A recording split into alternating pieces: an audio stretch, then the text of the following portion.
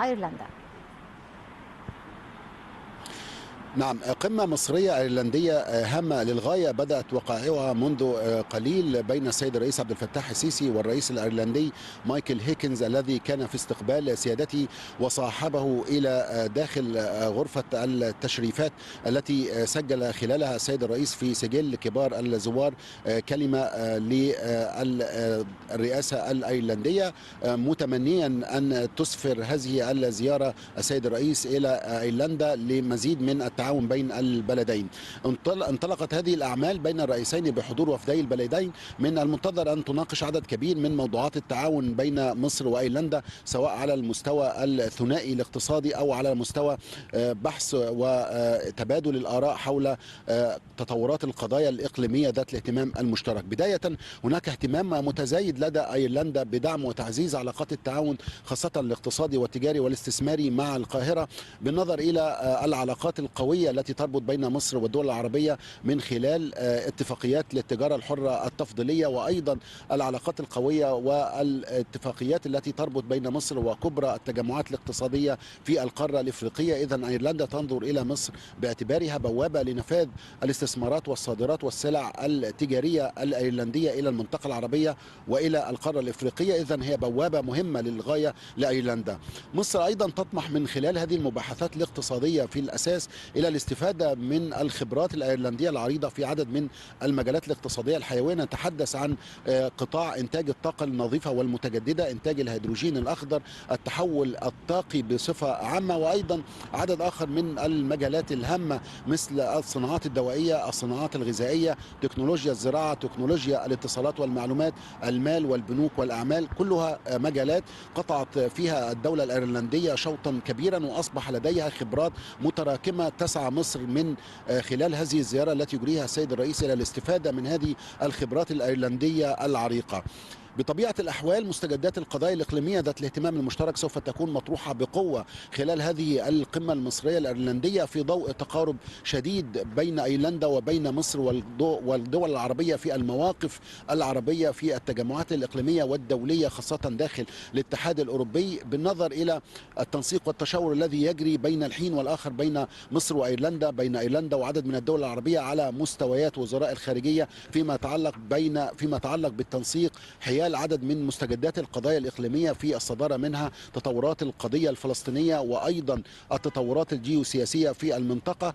كما تابعنا، أيرلندا أحد أهم وأوائل الدول الأوروبية داخل الاتحاد الأوروبي التي دعمت إقامة دولة فلسطينية مستقلة على حدود 4 يونيو عام 67، من أوائل الدول الأوروبية التي أدانت العدوان الإسرائيلي ضد قطاع غزة الذي انطلق أو الذي بدأ منذ أكتوبر من العام الماضي. أيضا أدانت التوسعات الاستيطانية في الضفة الغربية، ودعت إلى موقف دولي أوروبي في الأساس باتجاه إدانة المواقف الإسرائيلية في كل المحافل الإقليمية والدولية. إذن هناك تقارب في الرؤى بين القيادة السياسية في مصر وأيرلندا حيال عدد كبير من قضايا التعاون أو متعددة الأطراف في المنطقة العربية ومنطقة الشرق الأوسط بشكل عام.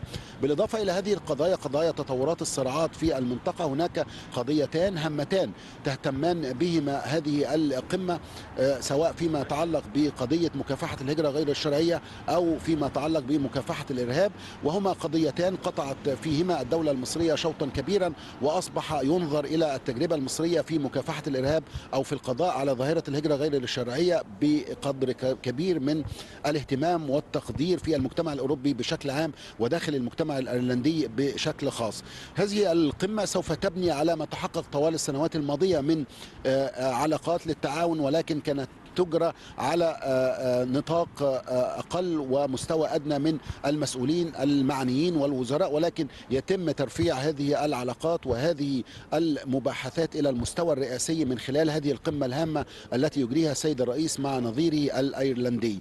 بعد ختام هذه القمة المصرية الإيرلندية سوف يتجه السيد الرئيس مباشرة إلى مقر رئاسة الوزراء يكون في استقبال سيادته رئيس الوزراء الأيرلندي سيمون هاريس. تجرى هناك مباحثات مطولة بين الجانبين، هي في الأساس مباحثات للنظر في تعزيز العلاقات التعاون الاقتصادي تحديدا بين مصر وأيرلندا من جانب، وبين مصر وأيرلندا والدول العربية وعدد من الدول الإفريقية من جانب آخر، من خلال استثمارات أيرلندية مباشرة تعبر عبر البوابة المصرية إلى عدد من الدول العربية وعدد آخر من الدول الإفريقية في مجالات هامة للغاية لإقرار عمليات التنمية المستدامة في مصر وهذه الدول. نتحدث عن قطاع الطاقة النظيفة والمتجددة في الأساس، إنتاج الهيدروجين الأخضر، تبادل الخبرات في عدد آخر من المجالات الواعدة بالنسبة للاقتصاد المصري. هناك بحث لفرص التعاون وفرص جذب استثمارات أيرلندية مباشرة في هذه القطاعات تحديدا في الفترة المقبلة، في ظل الإمكانيات الهائلة التي يحملها الاقتصاد المصري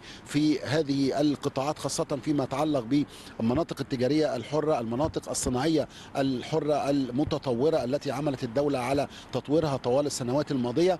الفرص الاستثمارية المتاحة أمام المستثمر الأيرلندي في مجال تكنولوجيا الاتصالات والمعلومات تحديدا، في مجال الصناعات الغذائية والدوائية وغيرها من هذه القطاعات الهامة. أيرلندا كما هو معروف تستضيف سنويا مؤتمر أو منتدى الأعمال الأيرلندي العربي ومنتدى الأعمال الأيرلندي الإفريقي. مصر تمثل حجر الزاوية في هذه الجهود الأيرلندية للتوجه صوب الجنوب، صوب الدول العربية وصوب الدول الإفريقية، من خلال البوابة المصرية الهامة التي ينظر إليها بأنها دولة محورية في نطاقها الإقليمي، وينظر إليها أيضا اقتصاديا على أنها دولة حققت طفرات متلاحقة خلال الفترات المقبلة، وأصبح الاقتصاد الوطني مؤهلا لاجتذاب مزيد من الاستثمارات الأيرلندية المباشرة، خاصة في المجالات التي أشرنا إليها. نعم. كما ينظر أيضا للقاهرة بأنها لاعبا محوريا مركزيا في المنطقة، تعمل من خلال الجهود المتعاونة والمشتركة بين مصر وأيرلندا ودول وأطراف إقليمية فاعلة داخل الاتحاد الأوروبي على حلحلة هذه الأزمات الجيوسياسية التي باتت تضغط على حالة الأمن والسلم في المنطقة وتهدد عمليات الأمن والاستقرار والتنمية المستدامة. إذن هناك دوائر مشتركة كثيرة من العلاقات، سواء العلاقات الاقتصادية التجارية الاستثمارية أو التي تتعلق بتعزيز التنسيق والتشاور بين القاهرة ودبلن حيال القضايا الإقليمية ذات الاهتمام المشترك. كل هذه الموضوعات والأجندة المتخمة من القضايا والملفات سوف تكون حاضرة وبقوة خلال مباحثات السيد الرئيس التي تجري حاليا بين سيادته وبين الرئيس الأيرلندي، أو بعد قليل خلال اللقاء المطول بين السيد الرئيس ورئيس الوزراء الأيرلندي سيمون هاريس هنا في العاصمة دبلن. نعم. أشكرك شكرا جزيلا علاء رشوان مراسل النيل.